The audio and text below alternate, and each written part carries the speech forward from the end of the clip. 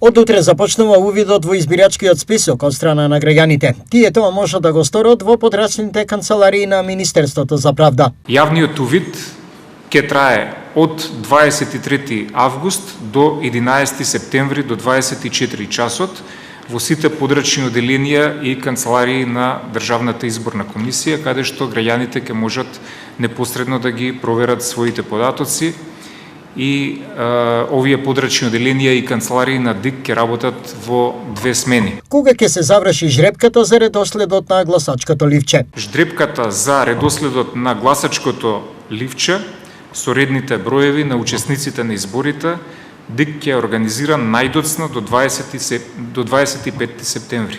Потем следи подпишување на кодексот за фери и демократски избори од страна на партиите и независните кандидати учесници на локалните избори. Кодексот за фери демократски избори ќе се подпише најдоцна до 27 септември.